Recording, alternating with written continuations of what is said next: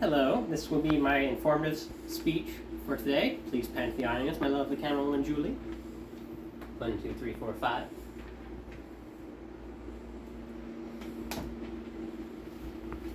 Alright, this is again going to be my informative speech recording. Starting in 3, 2, 1. Have you ever wondered why college is so expensive? According to the Hillosky 2021 article, which acquired its numbers for the U.S.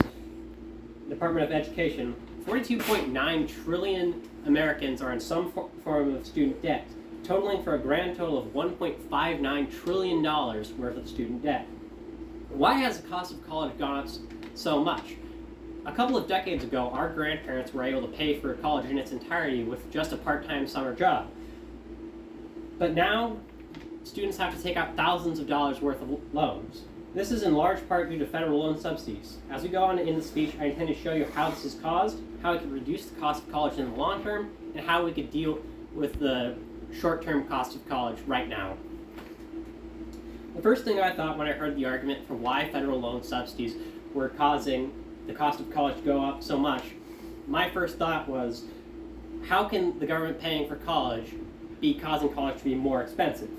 The Brook 15 article states that, quote, colleges respond to expansions of financial aid by increasing tuition. The reasoning behind this is that colleges are limited in what they could charge and what students could pay. When students were limited by small personal loans and summer jobs, college costs were low.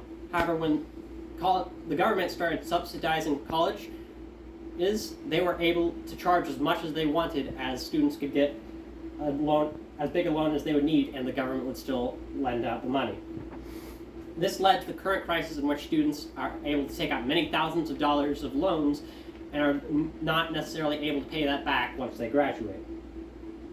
The main reasoning behind why the government subsidized these loans was so that more students could access college. However, the result of college subsidization is that less, not more, students were able to go. The Brook 15 article also stated that, quote, tuition responses completely crowds out any additional enrollment that the financial aid expansion would otherwise induce, resulting in instead an enrollment decline from 33% to 27%, end quote. There are those who look at this issue and wonder, what can we do about this? The easiest and most simple answer would be to reduce and repeal federal loan subsidies so that the cost of college will go down over time and the effects of poor policy will be removed.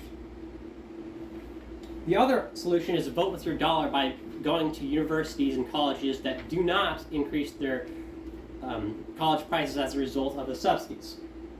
Both these solutions will work given time, but most people who are going to college now are not able to wait years for policy to go into effect and for market forces to drive college costs down. So in the short term, to reduce costs, you can look into alternatives to a four-year university, such as a trade or vocational school that costs much less money and is able to provide just as good job prospects. Or, if you really do want to go to a university, then you can look to use more college scholarships and negotiate with college officials in order to reduce the cost of your college, as well as getting a part-time job in order to reduce the effects of college debt on you greatly.